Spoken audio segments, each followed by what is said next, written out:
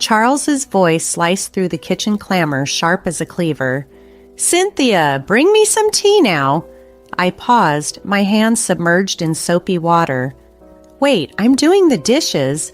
His tone was thick with disbelief and impatience. "Stop that and bring me the tea quickly. Can't you follow simple orders?"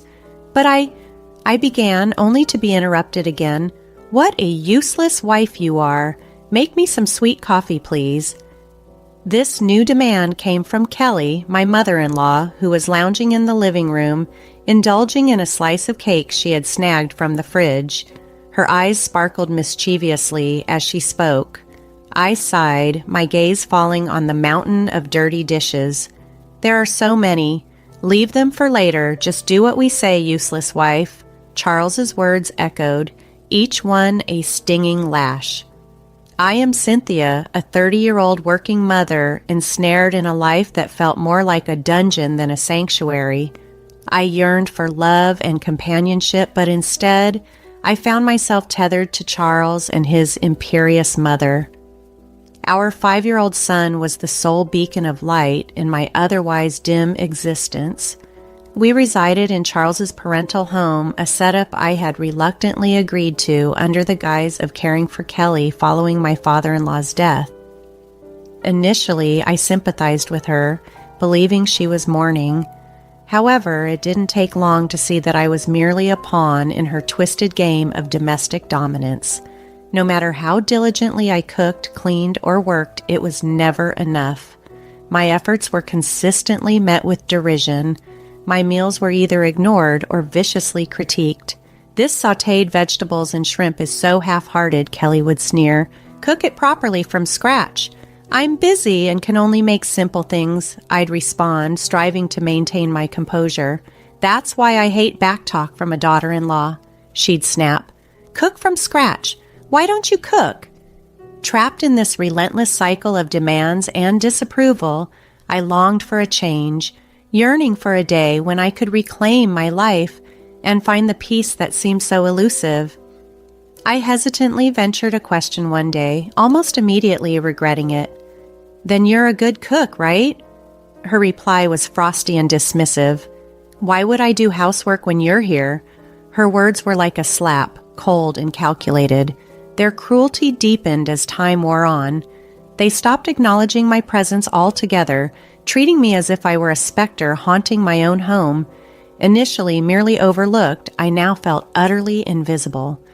6 years of living under this oppressive cloud passed respectively.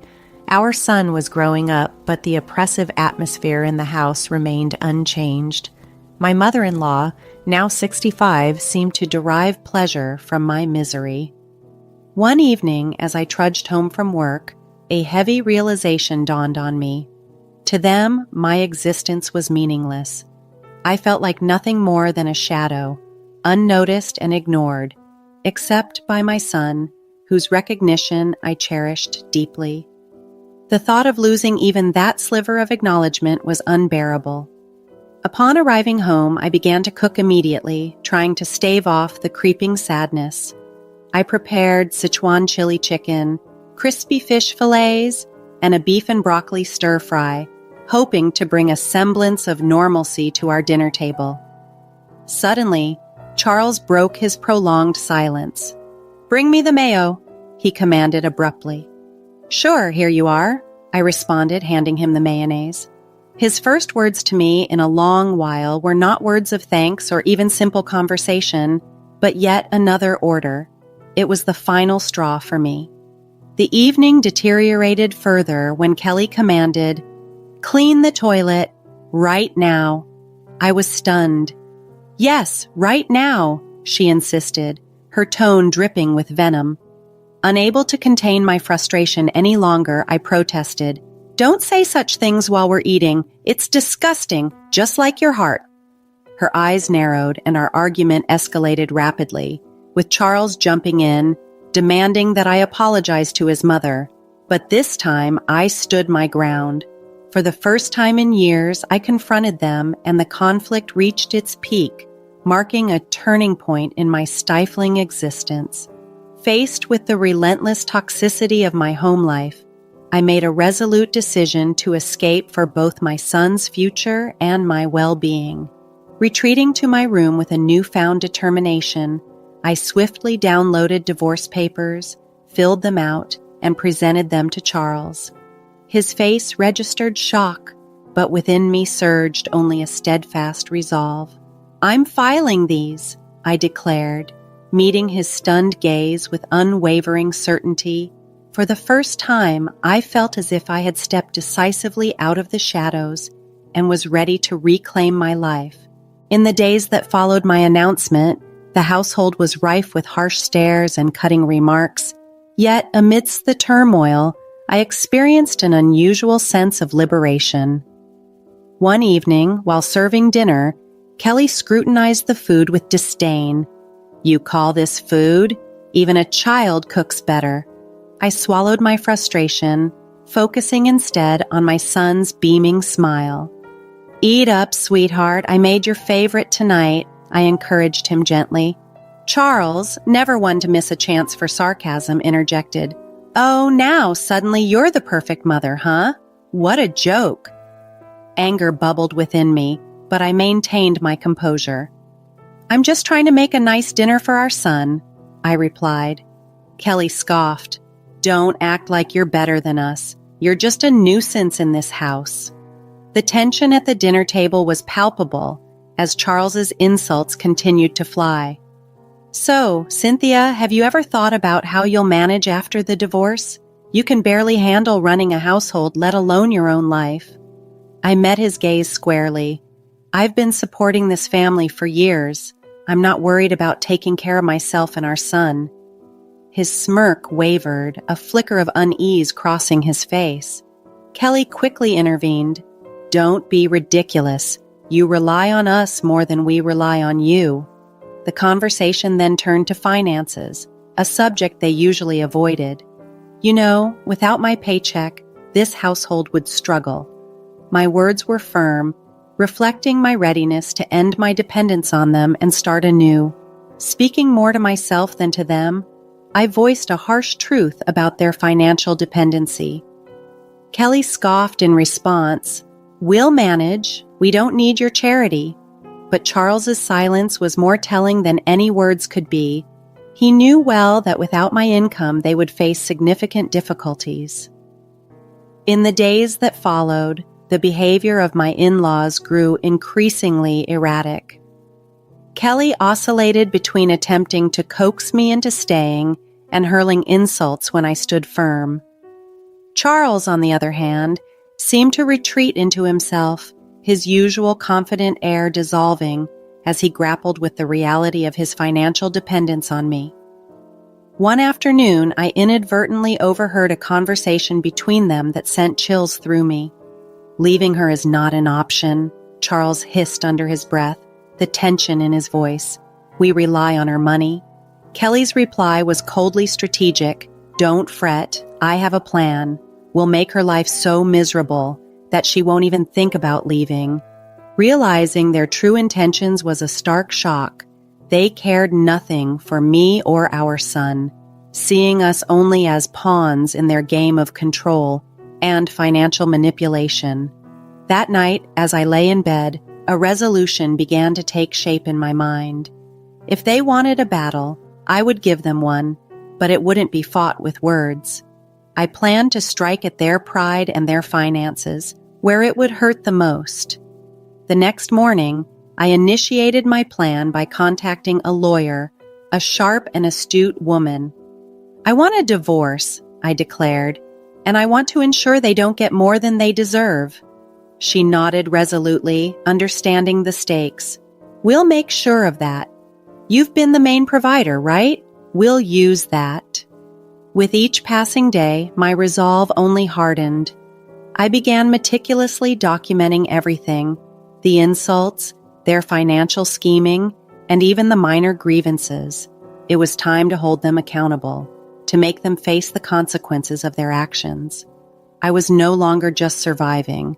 I was fighting back, determined to reclaim my life and secure a better future for my son.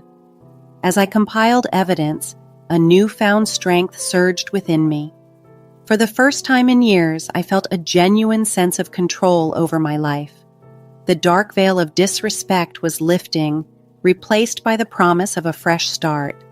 However, as the divorce proceedings commenced, the atmosphere at home became increasingly strained. Yet, with each passing day, my previous fears diminished, giving way to a solid sense of resolve. One evening, Kelly attempted a different tactic. "Cynthia, dear, why don't we forget all this unpleasantness? You know we're family," she suggested, her voice oozing insincerity. I met her gaze unflinchingly. "Family doesn't treat each other the way you've treated me," I replied. Charles, who had been quiet, scoffed dismissively. "Oh, now you're the victim. You're not as innocent as you pretend."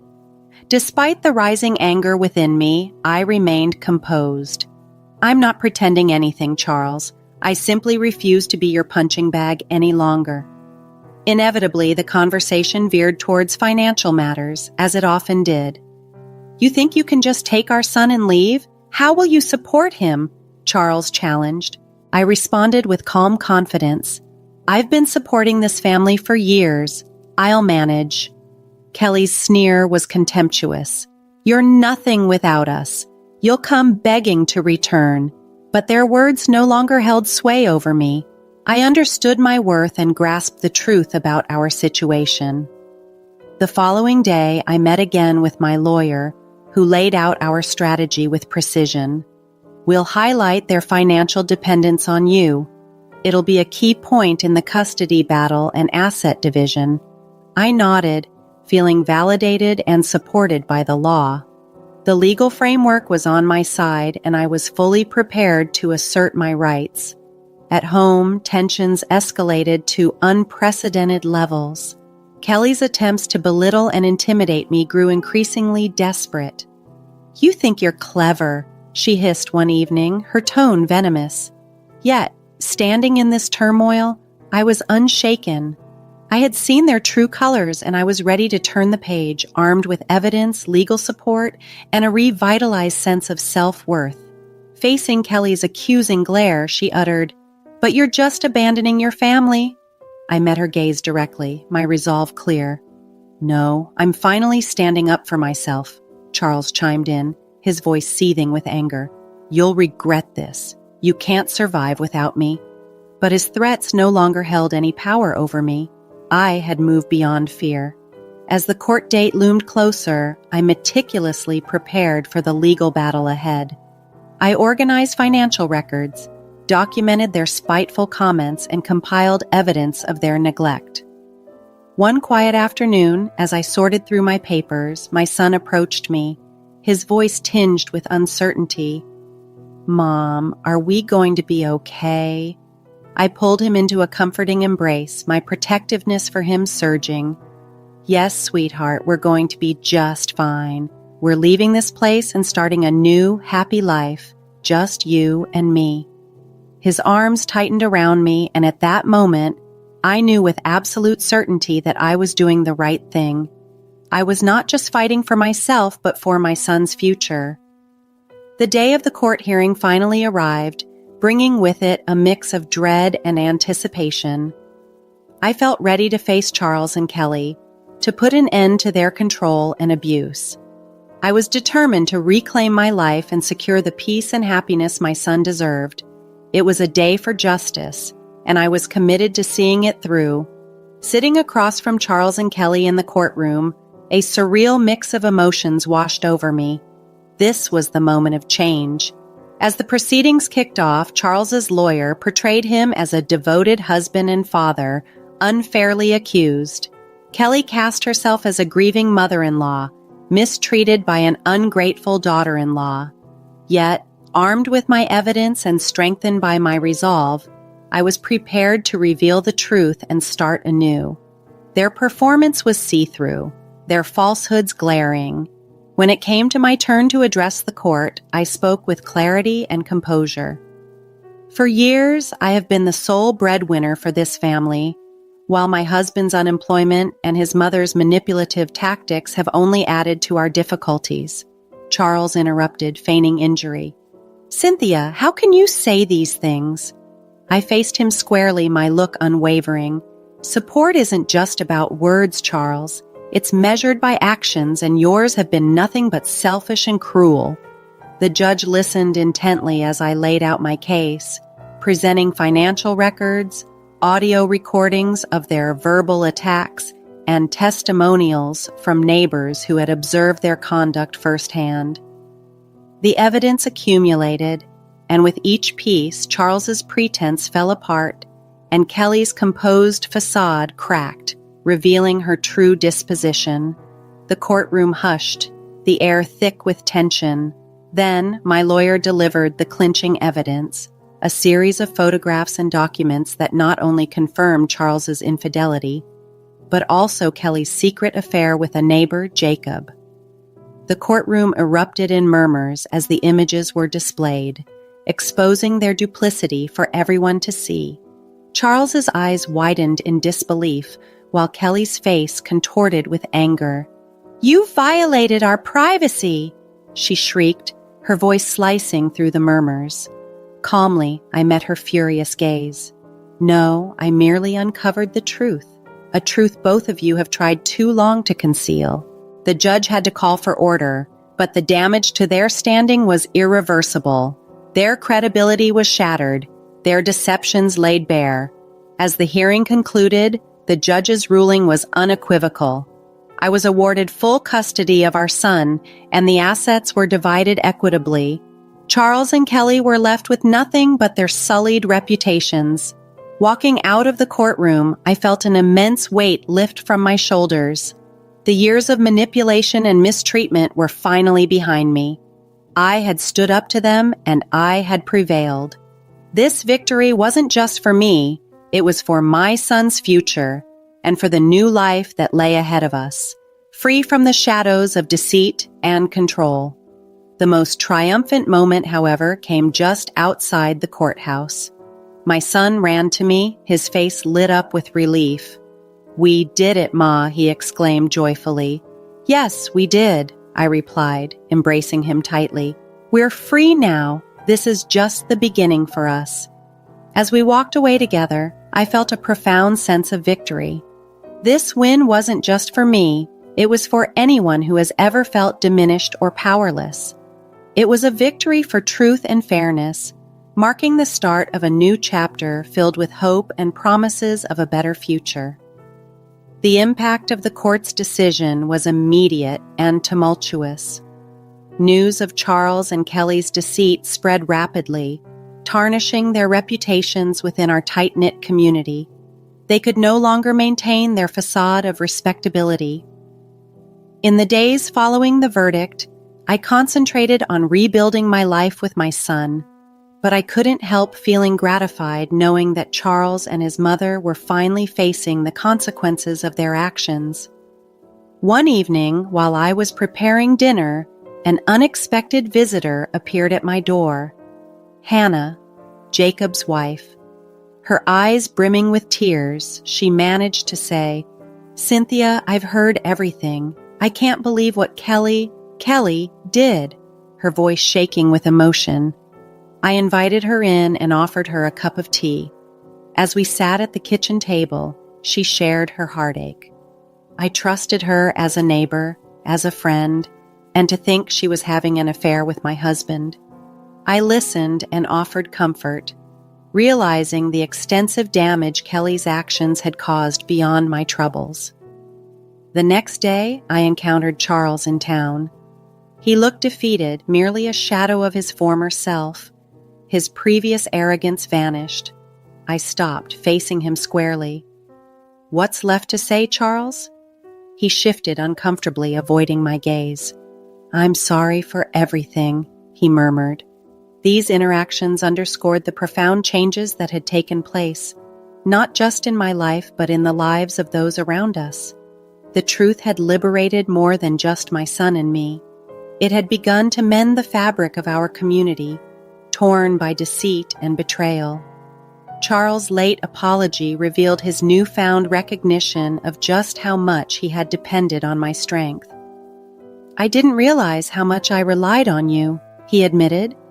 This confession marked a significant power shift. He had lost everything: his pride, his home, his family, and it was only in this profound loss that he truly acknowledged his mistakes. However, it was Kelly who faced the most severe repercussions. Her affair with Jacob had not only destroyed her reputation, but also led to serious legal challenges. Hannah had filed for divorce and was suing her for alienation of affection, adding a legal stain to her scandal. The whispers and rumors that floated through our neighborhood painted a vivid picture of Kelly's downfall, portraying a woman toppled by her misdeeds. She had become an outcast, shunned by those she once considered friends. One afternoon, I encountered her at the grocery store. Her demeanor was subdued, a stark contrast to the commanding presence she once held. As she navigated the aisles quickly, trying to avoid attention, our paths crossed. Our eyes met briefly, and the resentment and defeat in her gaze were unmistakable. "You did this to me," she hissed as she moved past. Watching her retreat, I felt a complex mix of pity and vindication. "No, Kelly, you did this to yourself," I whispered to myself. The tables had indeed turned, and the consequences of their actions were now inescapable. Charles and Kelly were both reaping the outcomes of their years of deceit and manipulation. Seeing them struggle, I realized that the best form of revenge was simply living well, free from the toxicity that had once overshadowed my life. As I refocused on my son and our fresh start, I understood that this journey was not merely about revenge, but about freedom, breaking free from the cycles of abuse and control that had confined us. Looking forward, filled with a sense of hope and liberation, I knew that the best was yet to come. This new chapter wasn't just a turn of fate, it was a well-earned beginning, promising a future bright with possibility and devoid of the shadows that once loomed so large.